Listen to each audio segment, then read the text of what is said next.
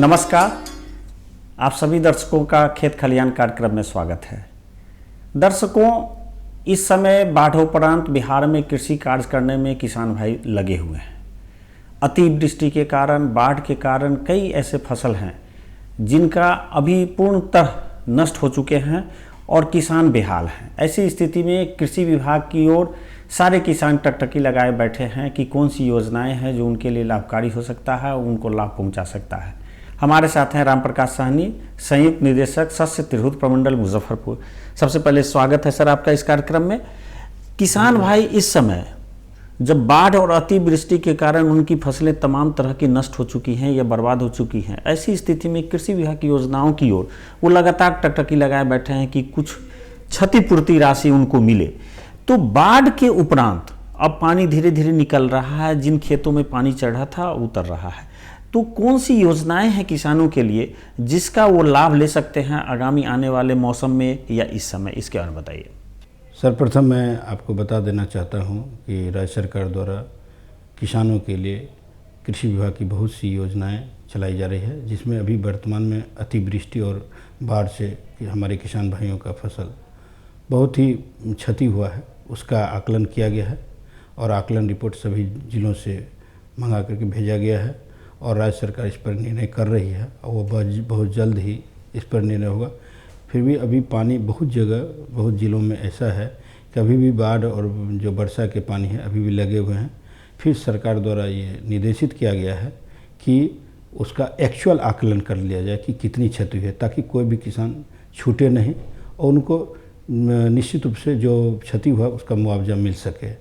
और अभी फिर से आकलन किया जा रहा है और हम समझते हैं कि 2-4 दिनों के अंदर एक्चुअल आकलन हो जाएगा और तब वो मैंने राज्य सरकार को चला जाएगा। राज्य सरकार का फिर निर्देश होगा, निर्देशानुसार उसमें अभी वर्तमान में कृषि विभाग में किसानों का रजिस्ट्रेशन किया हुआ, निबंधन किया हुआ और वो इसके लिए कृषि इनपुट सब्सिडी योजना इसका नाम दिया गया है, जिसके तहत जो उनका क्षति हुआ है और जिसका आकलन आएगा तो वो किसान भाई ऑनलाइन एप्लीकेशन देंगे, उनको समय दिया जाएगा।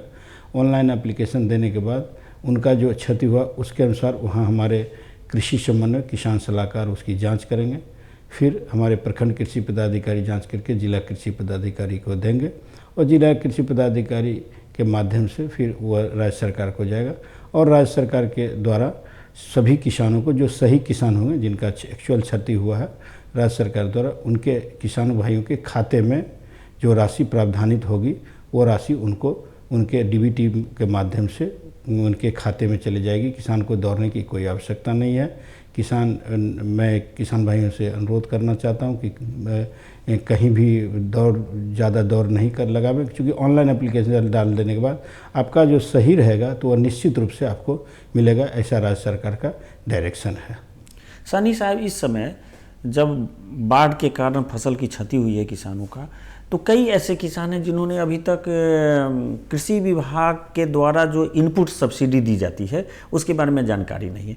तो जो नए किसान हैं और जो चाहते हैं कि हम भी सरकार की योजनाओं का लाभ लें, तो क्या करना होगा उनको? इसके लिए किसान भाई जो जानकारी नहीं है जिनको, सबसे पहले तो हमने बतलाया पूर्व में ही कि वो निबंधन करेंगे कृषि विभाग के वेबसाइट पर जा कर के।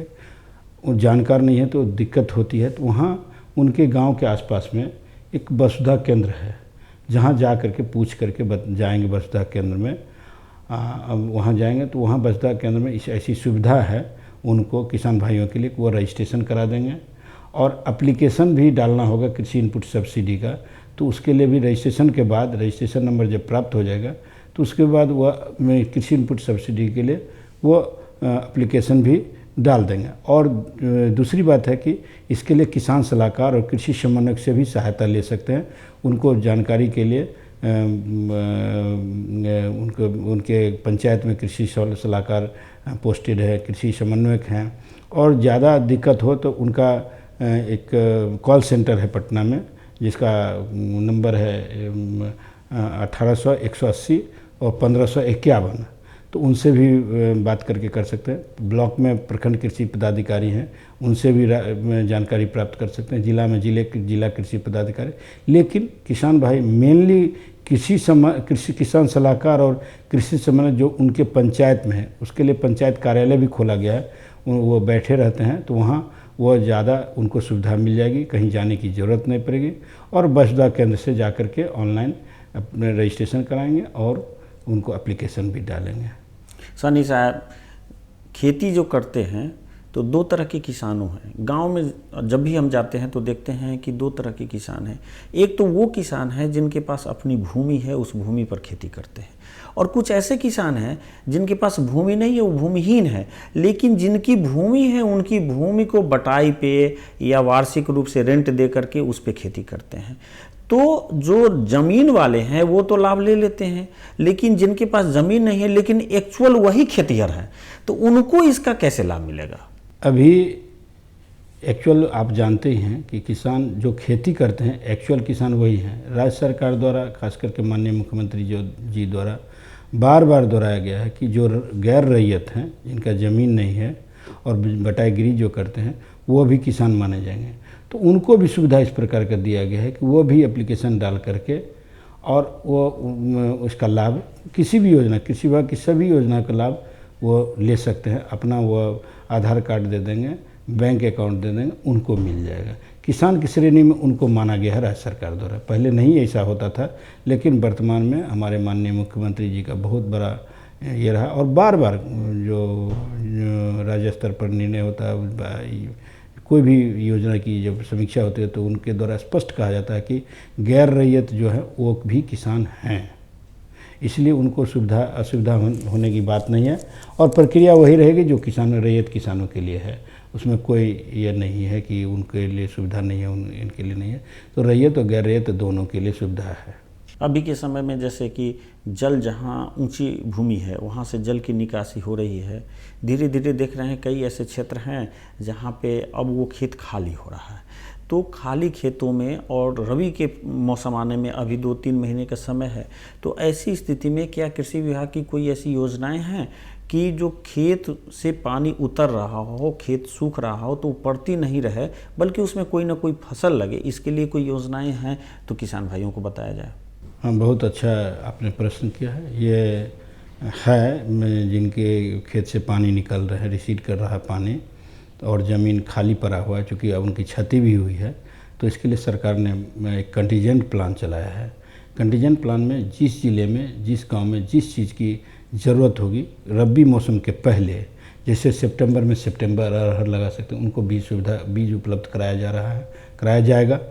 और अर्ली अगर राई सरसों भी करना चाहे तो उनके लिए तोरी उनके लिए देने का प्रावधान किया। अगर कहीं कोई किसान पहले जो भी फसल लगाना चाहें तो उनकी सुविधा के लिए उनको प्रोविज़न किया गया। ये ज़िलों से रिपोर्ट मांगा गया है कि आपके ज़िले में किस किस चीज़ की ज़रूरत होगी। जब पानी घटेगा, बाढ़ घटेगा तो खेत खाली नहीं रहे, किसान का चूँकि बर्बाद हो चुका है तो खेत खाली नहीं रहे, इसके लिए सरकार द्वारा कंटीजेंट प्लान चलाया गया है, जिसमें वो उनको ये सीड्स बीज उपलब्ध कराया जाएगा और अन्य सुविधाएं उपलब्ध कराई जाएगी ताकि उनका खेत खाली नहीं रहे और रबी के पहले उनका बुआई हो जाएगा। चूँकि मॉइस्चर रहता ही है इसलिए खेती करने में कोई दिक्कत भी नहीं होती। इसलिए कंटीजेंट प्लान, आकस्मिक फसल योजना, इसके लिए राज्य सरकार की योजना है और किसानों की सुविधा के लिए इसमें किसी प्रकार का कोई दिक्कत किसानों को नहीं है। बस प्रक्रिया वही रहेगी, रजिस्ट्रेशन कराना पड़ेगा, फिर उसके लिए अलग से एप्लीकेशन देना पड़ेगा। वो बसुधा केंद्र में जाके करा सकते हैं, कोई दिक्कत नहीं है। दिक्कत है तो किसान सलाहकार कृषि समन्वय और बसुधा केंद्र में जाकर के सहायता ले सकते हैं। और या कॉल सेंटर पर जो मैंने पहले भी बताया 1800 180 1551 जो कॉल सेंटर का नंबर है जो पटना में है, वो उस पर राय ले सकते हैं, पूछ सकते हैं, कहीं से भी पूछेंगे उनको बता दिया जाएगा। सनी साहब, इस समय जब बाढ़ का पानी या कभी कभी ऐसा होता है कि नदी का गाढ़ खेतों में चला जाता है या जब पानी जमा हो जाता है फिर पानी निकलता है, तो हम समझते हैं कि किसान भाई कई प्रकार के कहते हैं कि ये खेत हमारा थोड़ा सा उपजाऊ हो गया है, यानी उसके मिट्टी की जो संरचना है, बनावट, उसमें कहीं ना कहीं बदलाव हुआ है। तो अगली फसल लगाने से पहले किसान भाई क्या उसके लिए मिट्टी जांच कराना उनके लिए ज़रूरी होगा? ऐसे किसान भाइयों को जो भी फसल लेना चाहिए तो मिट्टी जाँच करा के ही लेना चाहिए, ज़्यादा उत्तम रहता है। चूँकि किसान भाई को पता ही नहीं चलता है कि किस मिट्टी में किस न्यूट्रिएंट, किस तत्व की, पोषक तत्व की कमी है। तो अगर मिट्टी जांच करा करके किसान भाई खाद आदि का प्रयोग करेंगे तो उनको कम लागत में अधिक उपज होगा। और ये जो बाढ़ का पानी जो खेत में जमा होता है वो बहुत ही उपजाऊ माना जाता है। उसमें न्यूट्रिएंट जो दूर से पानी आता है तो पोषक तत्व का जो क्वांटिटी है वो बढ़ जाता है, इसलिए बढ़ जाता है। लेकिन कभी भी हम तो ये करेंगे, ये वर्षा ही नहीं, बाढ़ ही नहीं, कभी भी किसान जब कभी खेती करें तो ज़रूर वो अपने खेत की मिट्टी की जांच करावें। और मिट्टी जांच कराने में उनको पता चलेगा कि यूरिया के लिए जो मारामारी करते हैं, परेशान हो जाते हैं, रेट भी कभी कभी अधिक रेट में मिलता है, कहीं गड़बड़ी होने की संभावना रहती है, और दूसरा खाद के लिए भी परेशान होते हैं। तो परेशान होने की ज़रूरत भी नहीं पड़ेगी और कम खाद में अच्छा उपज होगा और क्वालिटी का उपज होगा, गुणवत्तापूर्ण उपज, उत्पादकता बढ़ेगा, उत्पादन खेत का बढ़ेगा। और चूंकि ये जो मिट्टी आता है इससे तो उत्पादन ऑटोमेटिक बढ़ता ही है, ये तो पहले से भी देखा गया है, उत्पादन बढ़ता ही है। लेकिन मिट्टी जांच आवश्यक है, अगर वो करा लेते हैं तो बहुत ही फायदेमंद रहेंगे किसान। जो आज के किसान कहते हैं घाटे की खेती जो चल रही है, उसका कारण है यह है कि उनको मिट्टी को पोषक तत्व जो जिस चीज़ की ज़रूरत हो तो वो नहीं पड़ता है, लेकिन अनजाने में किसान भाई उसका खाद का प्रयोग कर देते हैं जो उसको ज़रूरत है। जैसे आपको खाने का मन हुआ दाल, ज़रूरत होगा दाल या सब्जी विटामिन के लिए, तो आप वही खाइएगा चूँकि खाना खाइए। लेकिन खेत को तो, मिट्टी को तो पता नहीं रहता, किसान भाई को पता नहीं रहता, तो इसलिए उनको चाहिए कि मिट्टी जांच करा करके मृदा स्वास्थ्य कार्ड, राज्य सरकार का, भारत सरकार का 2015 से, ऐसे ये योजना तो 2008 से ही चालू है, लेकिन 2015 से विशेष रूप से मृदा स्वास्थ्य कार्ड योजना राज्य सरकार और भारत सरकार द्वारा की गई है और बहुत से किसान इसका उपयोग भी किए हैं। अभी प्रत्यक्षण जो हो रहा है, प्रत्येक ब्लॉक का 13 गांव चयन किया गया है। पिछले साल 19-20 में एक ब्लॉक के एक गांव में प्रत्यक्षण हम लोग कराए सॉइल हेल्थ कार्ड के, मृदा स्वास्थ्य कार्ड के आधार पर खाद डालने के किसानों के खेत में, तो 15 से 20% उत्पादन और उत्पादकता बढ़ा है। ये प्रैक्टिकल हम लोग देखे हैं, चूँकि संयोग से इसके पहले मैं संयुक्त निदेशक मिट्टी जांच के प्रयोगशाला बिहार के पद पर था, तो मैं इसका क्लोजली मॉनिटरिंग किया और मैंने पर्सनली देखा, गांव में जाके देखा, डिमॉन्स्ट्रेशन भी देखा। तो उसका और कंपैरेटिव चार्ट जब दूसरे प्लॉट जिसमें वो अपने मन से उनको बोला गया कि आप जैसे खेती करते हैं उस तरह करें और एक खेत चाहे 1 कट्ठा ही करें, आप अपने डिमॉन्स्ट्रेशन मृदा स्वास्थ्य के आधार पर करें, तो उनको दिखाया गया। जब क्रॉप कटिंग हुआ तो उनको दिखाया गया कि देखिए आप कम खाद में अच्छा उत्पादन हुआ, क्वालिटी का हुआ, और अधिक खाद आपने डाला तो उत्पादन भी घट गया, 15 से 20% इसमें बढ़ गया। तो कहने का मतलब ये है कि मृदा स्वास्थ्य के आधार पर उनको मिट्टी जांच के आधार पर मिट्टी जांच करा लें किसान भाई, मृदा स्वास्थ्य कार्ड लेकर उसके आधार, उसमें 2 ऑप्शन रहता है, उस मृदा स्वास्थ्य कार्ड में 2 ऑप्शन दिया गया है। उसमें स्पष्ट है कि कितना खाद डालना चाहिए, कौन खाद और कितना डालना चाहिए, इसमें क्लियर है किस फसल के लिए और कितना खाद डालना चाहिए। और अगर समझ में भी नहीं आया किसान को तो किसान सलाहकार कृषि समन्वय को वहाँ से एक पंपलेट भी हम लोग दिए थे, पढ़ने की विधि, समझने की विधि। अगर नहीं समझते हैं तो किसान सलाहकार और कृषि समन्वय से जानकारी प्राप्त कर सकते हैं, उनको किसी प्रकार का दिक्कत न हुआ। तो मेरा राय होगा किसान भाइयों से कि मिट्टी की जांच जरूर करावें और मृदा स्वास्थ्य कर लें। और मिट्टी की जांच जो है सो निःशुल्क जिलों में जिला मिट्टी जांच प्रयोगशाला है वहाँ किया जाता है। प्रत्येक प्रमंडल में चलंत मिट्टी जांच प्रयोगशाला भी है, जिसके बाद अगर कोई ज़िला डिमांड करते हैं कि हमारे ज़िला में मिट्टी जांच कराना है, अगर वहाँ कुछ यंत्र खराब है जैसे स्पेक्ट्रोफोटोमीटर या डबल एस मशीन जिससे माइक्रोन्यूट्रिएंट की जांच होती है, फ्लेम फोटोमीटर, फास्फोरस की जांच होती है, तो उसके लिए एमएसटीएल वैन मैंने चलंत मिट्टी जांच प्रयोगशाला सभी प्रमंडलों में है। खासकर हमारे मुजफ्फरपुर प्रमंडल में भी है, तो हम लोग मुजफ्फरपुर प्रमंडल के 6 जिलों में भेजते हैं, जहां जिस जिला में जिला कृषि पदाधिकारी या सहायक निदेशक रसायन मिट्टी जांच प्रयोगशाला के जो प्रभारी हैं उनको भेजते हैं, तो वहाँ मिट्टी जांच कराते हैं, और उसके आधार पर अभी डेमोन्स्ट्रेशन फिर 2021 में राज्य सरकार द्वारा चालू किया गया, भारत सरकार द्वारा भी दिया गया। और ये बहुत ही अच्छा कार्यक्रम है, बहुत ही अच्छा यह मिट्टी जांच कराना। तो किसान भाइयों से मेरा पर्सनल व्यक्तिगत अनुरोध है कि मिट्टी जांच करावें, और निःशुल्क है, इसमें 1 रुपया लगना नहीं है। इसलिए और 6 इंच गड्ढा खोद करके 20 सेपेट के गड्ढा खोद कर मिट्टी नमूना लें। अगर अपने भी लेते हैं तो 6 इंच 20 सेपेट गड्ढा खोद करके सूखी मिट्टी लें, गीला मिट्टी नहीं लेकर के वो लैब में पहुंचा दें। तो उनकी नमूना की जांच, उसमें अपना डिटेल लिख देंगे, नाम, पिता, गांव, रकबा, मौजा, प्लॉट नंबर वगैरह जो भी हो, ताकि उनको आइडेंटिफाई हो सके। और एंड्रॉयड लेंगे लेटीट्यूड लॉन्गिट्यूड के आधार पर, तो उनको एक आईडी जनरेट हो जाता है। उससे आपको माने वो कार्ड 2 साल के लिए वैलिड है। इसलिए इसमें मिट्टी जांच, हम तो कहेंगे कि सब काम छोड़ करके किसान भाई मिट्टी जांच जरूर कराएं। उसमें कोई खर्चा नहीं है, कुछ नहीं, केवल मिट्टी दे देना है। सानी साहब, किसानों के लिए बहुत अच्छा सुझाव आपने दिया है कि अगली फसल जब भी ले तो बिना मिट्टी जांच कराए हुए उसमें कोई फसल ना लगाएं, क्योंकि उनकी आमदनी जो है बढ़ानी है और खर्चा घटाना है। तो ये बहुत अच्छा सुझाव आपने दिया है। इस समय जब बाढ़ की बात हम कर रहे थे कि बाढ़ हो प्रांत या जो अतिवृष्टि के कारण जल जमाव, तो इसमें सिर्फ धान्य फसल ही नहीं आता है, बल्कि सनी साहब देखते हैं कि सब्जी वर्गीय फसल भी आता है और उद्यान की फसल यानी आम, लीची, कटहल वगैरह के पौधे भी लगते हैं, उनका भी नुकसान होता है। तो क्या इसके लिए सरकार कोई योजना है या किसान इसका लाभ ले सकते हैं? अगर नहीं तो किसान इस समय क्या करेंगे पानी निकलने के बाद, जिससे कि उनका पौधा जो सूख रहा है उसको बचाए? ये कंटीजेंट प्लान जो चलाया गया है वो फसल के लिए है।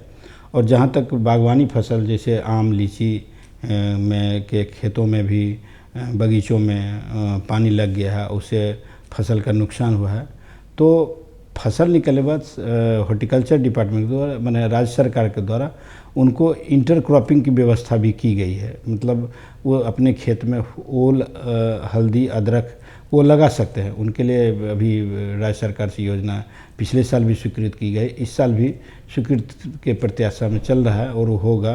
तो ये किसानों के लिए वरदान साबित होगा कि फल के साथ साथ दूसरे फसल भी लेंगे ताकि घाटा की भरपाई हो सके।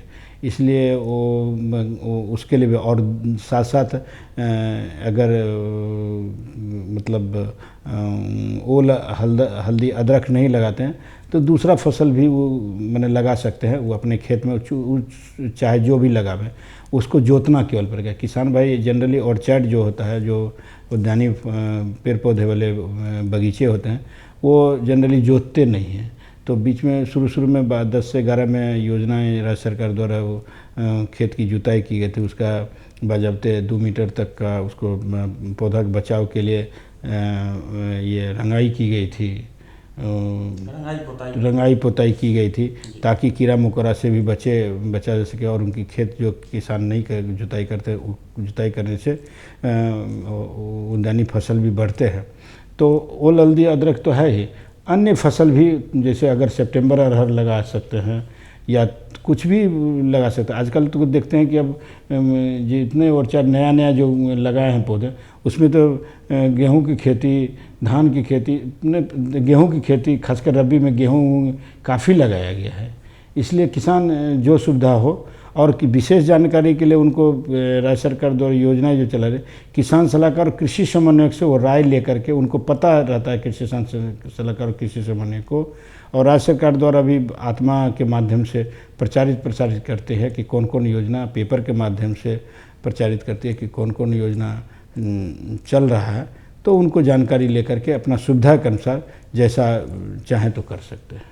सनी साहब, अभी तो पानी की बात कर रहे हैं, लेकिन बहुत सारे ऐसे भी बिहार के ऐसे ज़िले हैं जहां पानी की कमी रही है, या प्रतिवर्ष का अगर 8-10 साल का आंकड़ा देखते हैं तो अल्पवृष्टि ज़्यादा रहा, अतिवृष्टि कम हुई है। तो पानी एक समस्या है किसानों के लिए कि पटवन की समस्या है। तो क्या इसके लिए सरकार कोई योजना है कि चाहे किसान के सभी खेतों पे पानी पहुंच सके, उनको पानी की इतनी सुविधा मिल सके कि अपनी फसल को वो ढंग से उत्पादन कर सकें अनावृष्टि में भी?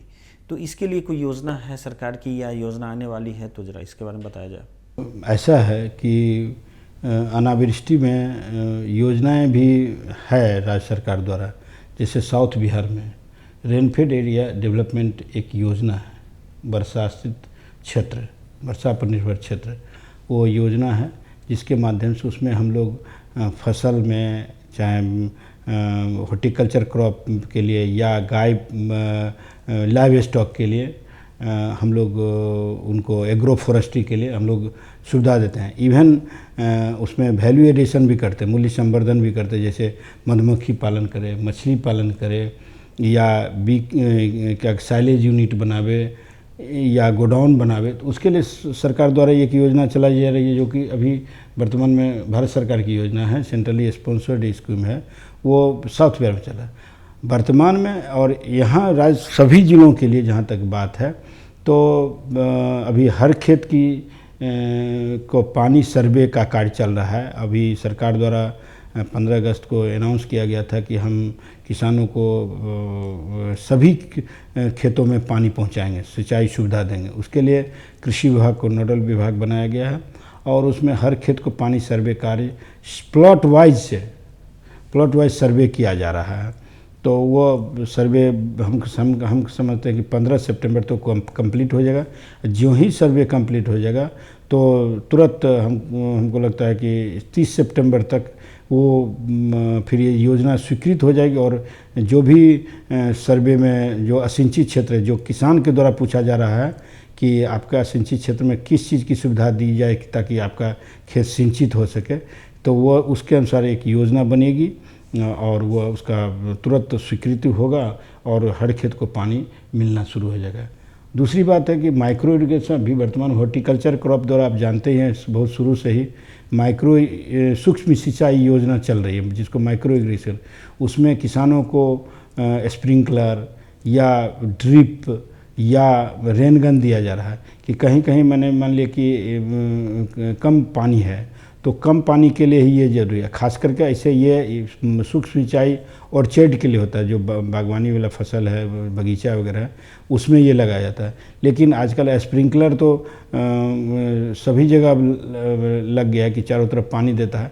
तो मान लिया कि something is better than nothing, कुछ नहीं पानी है तो अगर स्प्रिंकलर मिल जाता है और ये सरकार दे रही है 90% अनुदान पर, तो वो सुविधा है किसानों के लोग कभी भी ऑनलाइन एप्लीकेशन डालेंगे। अब सिस्टम सब हो गया कि कौन कभी भी ऑनलाइन एप्लीकेशन डालेंगे और वो उनको मिल जाएगा। और सहायता के लिए किसान सलाहकार, कृषि समन्वयक वहाँ हैं उनके पंचायत में, उनसे राय ले करके वो अपना कर सकते हैं। इसमें किसी प्रकार के, मैं किसान भाई से यही कहूँगा कि जब कोई भी योजना की जानकारी नहीं हो तुरंत किसान सलाहकार, कृषि समन्वयक से संपर्क करें, उनको सारी योजनाओं की जानकारी उनको मिल जाएगी।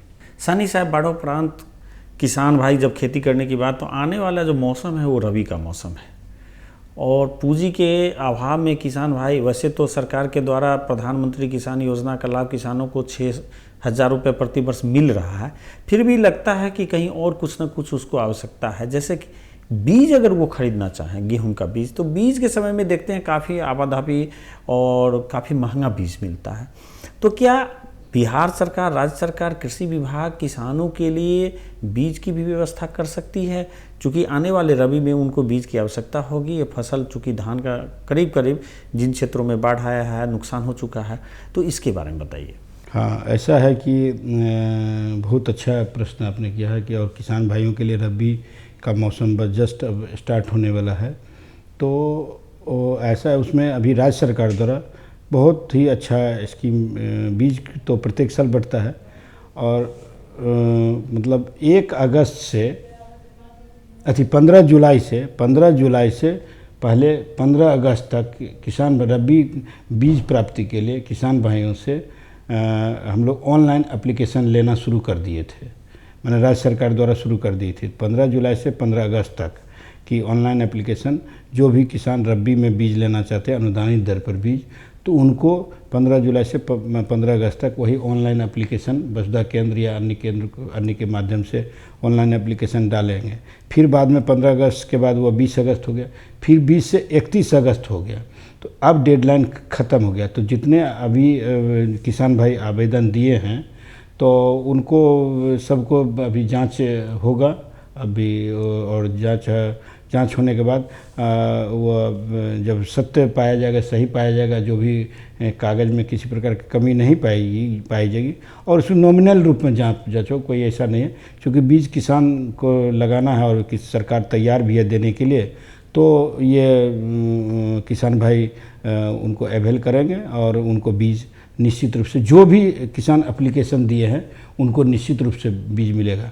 और चूँकि इसके लिए व्यापक प्रचार प्रसार भी किया गया था, पेपर में भी आया था कि 15 जुलाई से 15 अगस्त, फिर 20 अगस्त और फिर 31 अगस्त किसान भाई की सुविधा के लिए ये टाइम बढ़ाया गया ताकि कोई भी किसान भाई छूट जाए तो उनको मौका मिले। तो हम लोग मैंने राज्य सरकार के द्वारा ये बीज उपलब्धता के लिए, रबी बीज उपलब्धता के लिए ऑनलाइन एप्लीकेशन मांगे हैं और जब सारा प्रक्रिया पूरी हो जाएगी तो उनको वो सोइंग के पहले ही बीज उपलब्ध कराया जाएगा। इवन अगर जो किसान भाई होम डिलीवरी घर पर चाहेंगे तो उनको घर पर भी बीज उपलब्ध कराया जाएगा। उसके लिए थोड़ा अतिरिक्त शुल्क देना पड़ेगा। वो कोई ज़रूरी है कि वो आप डीलर के पास जा कर के ही लें, डीलर उनके घर पर पहुंचाएगा। ये सुविधा राज्य सरकार द्वारा सभी डीलर को निर्देश दिया गया है कि आप उनके घर पर डिलीवरी करें। शर्त खाली ये है कि चूँकि थोड़ा शुल्क उस मामले में लिया जाएगा जो इनके घर पर पहुंचाया जाएगा। नहीं तो किसान भाई डीलर के यहाँ उनका जब जांच होगा OTP आएगा, किसान भाई के मोबाइल पर OTP आता है, वो जाके डीलर को दिखाएंगे, ऑटोमेटिक उनको बीज मिल जाएगा और अनुदानित दर भी मिल जाएगा। इसलिए इसमें किसी प्रकार का दिक्कत नहीं। राज्य सरकार द्वारा सोइंग के पहले, बुआई के पहले उनको बीज उपलब्ध करा देगी। किसान भाई, ये थे राम प्रकाश साहनी, संयुक्त निदेशक सस्य तिरहुत प्रमंडल, जिन्होंने बाढ़ोपरांत कृषि विभाग की तमाम योजनाओं के बारे में जानकारी आप लोगों के समक्ष रखा। हम समझते हैं कि आप लोग भी इन योजनाओं का लाभ आने वाले समय में लेकर के और अपनी खेती को, अपनी फसल को, अपने उत्पादन को बढ़ा सकते हैं, अपनी आमदनी को बढ़ा सकते हैं और जो क्षति इस समय हुई है बाढ़ के कारण या पानी के कारण, उसको कहीं ना कहीं आप उसको न्यूनतम कर सकते हैं, घटा सकते हैं और आने वाले समय में अधिक से अधिक आप आमदनी प्राप्त कर सकते हैं। सनी साहब, आप हमारे कार्यक्रम में आए और किसान भाइयों को बहुत ही समसामयिक और बहुत अभी जो आवश्यक चीज़ें हैं उनके बारे में आपने जानकारी दी। आपको बहुत बहुत धन्यवाद। धन्यवाद।